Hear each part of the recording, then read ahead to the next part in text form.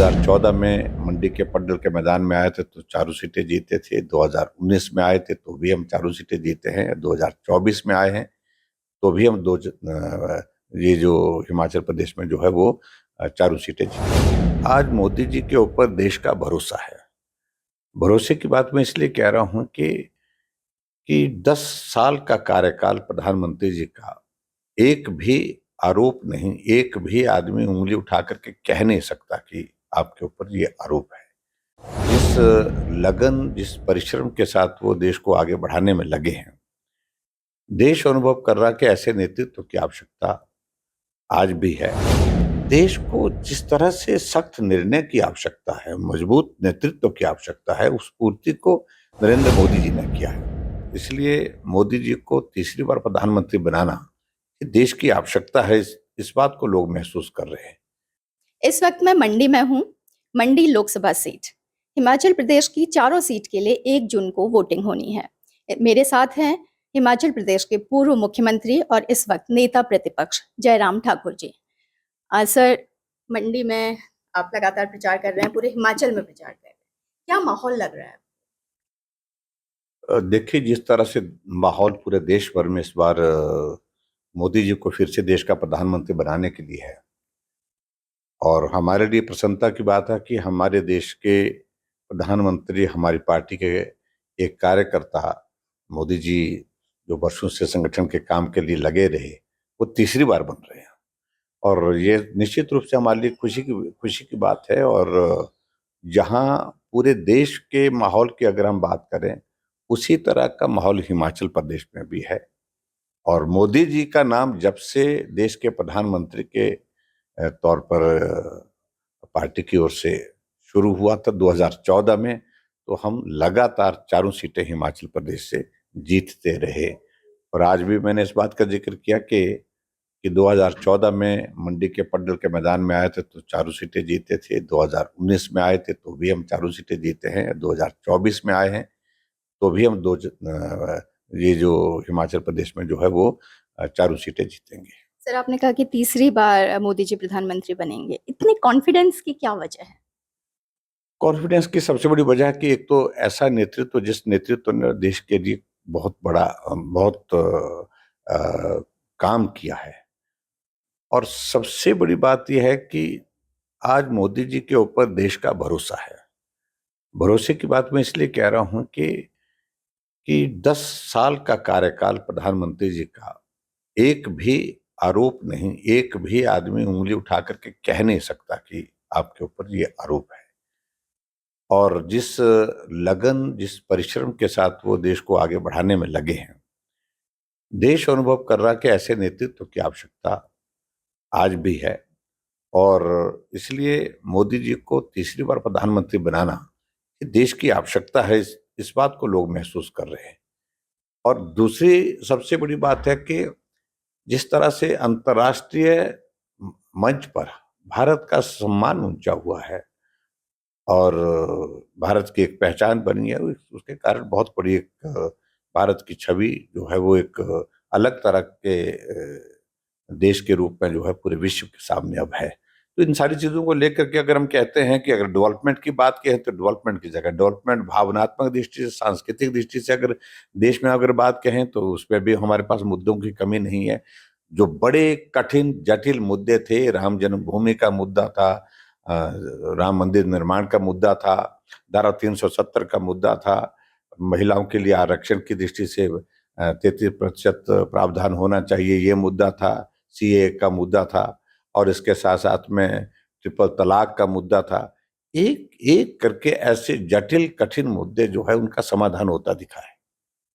तो देश को भरोसा हो गया कि जो नेतृत्व इस प्रकार से जो है वो देश के लिए निर्णय ले सकते हैं, बड़े फैसले कर सकते हैं, उनकी आवश्यकता देश को है। और देश को उनके साथ चलना चाहिए, हम सबको उनका मदद करना चाहिए, और यही एक भाव है। अब आज देखिए कि विश्व की अर्थव्यवस्था में भारत 5वें स्थान पर आ गया। कभी हम 11वें स्थान पर होते थे। हालांकि उस वक्त के प्रधानमंत्री मनमोहन सिंह जी, डॉक्टर मनमोहन सिंह जी एक अर्थशास्त्री थे। मोदी जी तो अर्थशास्त्री नहीं है, लेकिन भारत का एक बहुत बड़ा जो है विश्व की इकोनॉमी में ये छलांग जो है निश्चित रूप से भारत के लिए एक सम्मान का विषय है। सर, आपने कहा कि कोई भी आरोप नहीं लगा है मोदी जी पे, लेकिन विपक्ष लगातार आरोप लगा रहा है। वो कह रहे हैं कि लोकतंत्र खतरे में है, फिर से सरकार आ जाएगी तो फिर तो चुनाव ही नहीं होंगे, तानाशाही हो जाएगी। देखिए, इस प्रकार के आरोप तब लगाए जाते हैं कभी जब किसी के ऊपर कोई आरोप जो है वो है ही नहीं। लोकतंत्र खतरे में किस बात के लिए है? लोकतांत्रिक व्यवस्था के अनुरूप जो है वो आज लोकसभा का चुनाव हो रहा है। लोकतंत्र का सबसे बड़ा पर्व आजकल हम अपनी आंखों के सामने देख रहे हैं, और उसमें भी बाद में यही होता है कि अगर कांग्रेस पार्टी विपक्ष हार गया तो ईवीएम खराब है। तो आरोप यही होते हैं, बेवजह के होते हैं, बिना सिर पैर के आरोप होते हैं। और मैं देख रहा हूं कि देश को जिस तरह से सख्त निर्णय की आवश्यकता है, मजबूत नेतृत्व की आवश्यकता है, उस पूर्ति को नरेंद्र मोदी जी ने किया है। इस बात को देश महसूस करता है, और इसी कारण से कांग्रेस के लोग परेशान हैं, विपक्ष के लोग परेशान हैं कि जो लूटपाट वो करते थे, उनका देश की डेवलपमेंट से कोई सरोकार नहीं होता था। उनका तो यही होता था, यानी कि देश तभी अच्छा है जब अपने लिए कुछ अच्छा होगा। और यहाँ मोदी जी का बिल्कुल उससे विपरीत है। मेरे लिए होने का विषय नहीं है, देश के लिए अच्छा होना चाहिए, देश के लिए अच्छा क्या कर सकते हैं, इस भाव के साथ काम करते हैं। तो ये अंतर दिन रात का अंतर है सोच का। तो वो सोच कांग्रेस के नेतृत्व या अपोजिशन के नेतृत्व में है ही नहीं। सर, विपक्ष लगातार ये भी कहता रहा है कि एजेंसियों का दुरुपयोग हुआ है, ईडी का दुरुपयोग हुआ है, सिर्फ विपक्ष के नेताओं को पकड़ के जेल में डाला गया है। देखिए, एक बात इसमें मान के चलना पड़ेगा कि आज से पहले जो एजेंसीज थी वो कठपुतलियां बनी हुई थी कांग्रेस की, लंबे समय तक सत्ता में रही। उनको स्वतंत्र होकर के काम करने का अवसर नहीं मिलता था। जब से मोदी जी हैं तो उन्होंने छूट दी है उनको, चाहे वो सेना की बात है, चाहे वो ये एजेंसीज हैं, जो इन्वेस्टिगेटिंग एजेंसीज हैं, सीबीआई है, ईडी है, ये तमाम एजेंसीज हैं, इनको स्वतंत्र होकर के काम करने का मौका दिया है। जहां उनको गलत लगता है वो कार्रवाई करते हैं, जहां कार्रवाई होती है उसमें गलत पकड़ा जाता है वो सबके सामने आता है। तो इसलिए इस बात को भी समझना पड़ेगा, ये सोचना कांग्रेस के नेताओं का गलत है। आखिरकार ये विपक्ष के ये लोग क्यों फंसे जा रहे हैं? क्यों फंसते हैं? क्योंकि वो चोरी करते हैं। चोरी करते हैं तो पकड़े जाते हैं, पकड़े जाते हैं तो फिर उनके आरोप इस प्रकार से होंगे, इसके अलावा कुछ नहीं हो सकता है। लेकिन वर्षों के बाद ऐसी जो एजेंसीज हैं, जो महत्वपूर्ण एजेंसीज हैं देश की, उनको स्वतंत्र होकर के काम करने का अवसर प्राप्त हुआ है। सर, मैंने कई युवाओं से बात की और राज्यों के भी, काफ़ी अलग-अलग जगह ट्रैवल किया।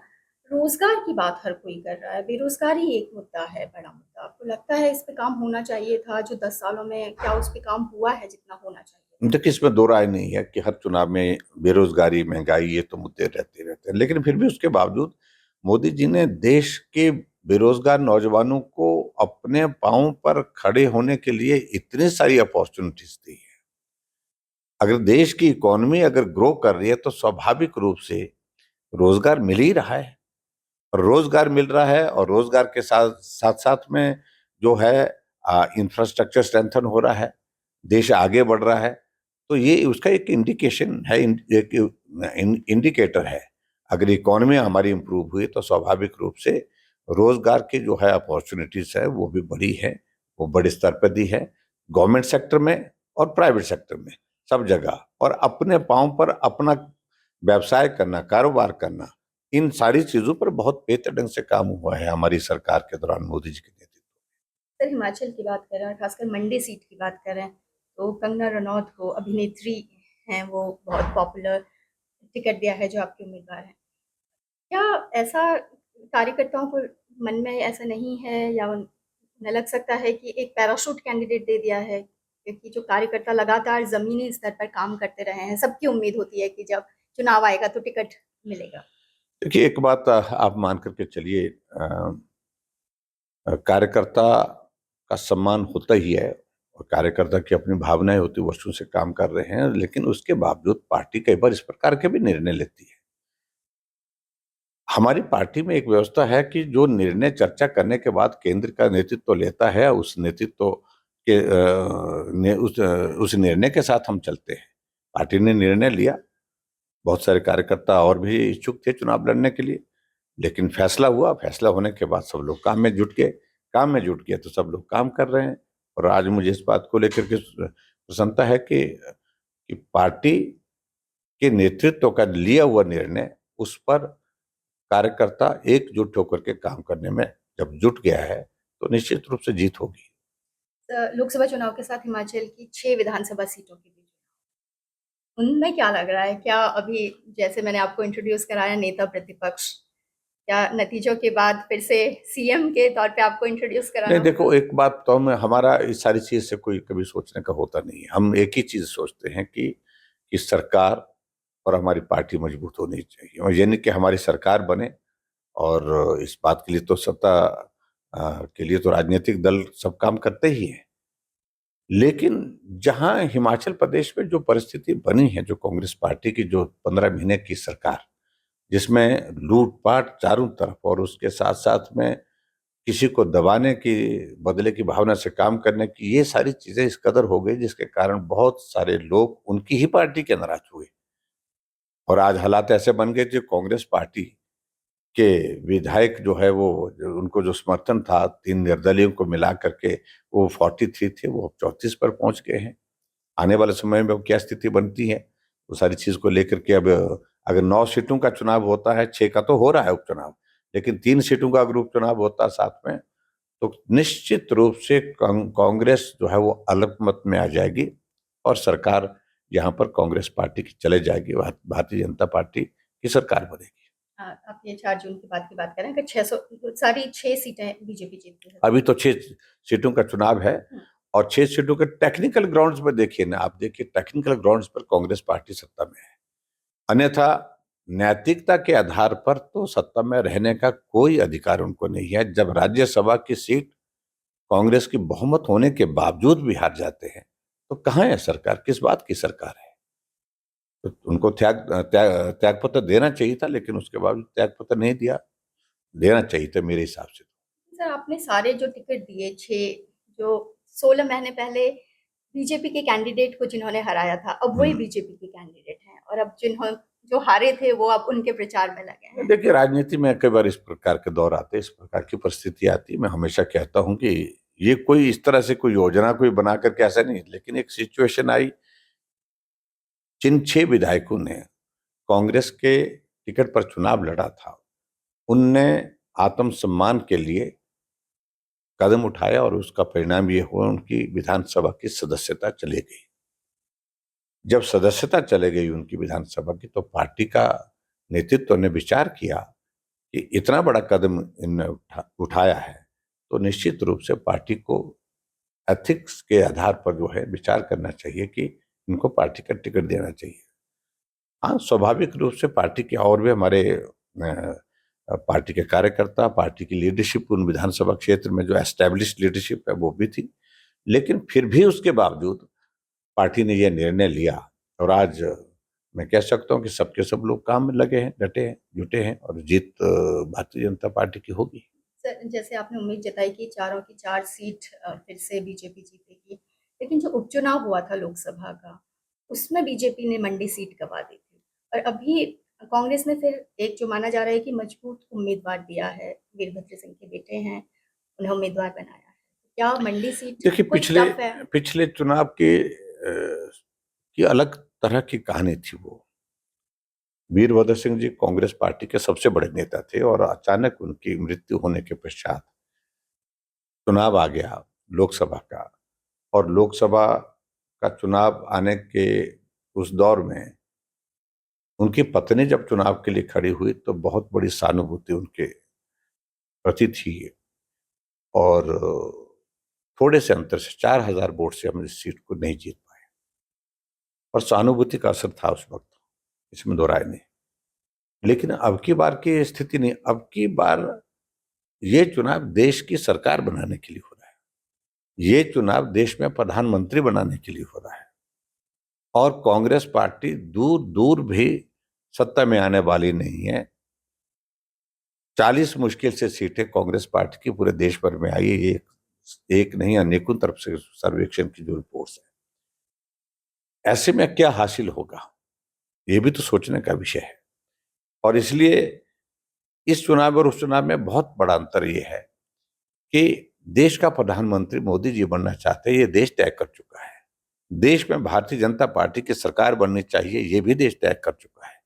और जब देश तय कर चुका है तो स्वाभाविक रूप से मंडी लोकसभा क्षेत्र से भारतीय जनता पार्टी की सांसद दिल्ली पहुंचने चाहिए और वो कंगना रनौत जी जिनको टिकट दिया है उसके लिए वोट करेंगे और निश्चित रूप से वो जीतेंगी।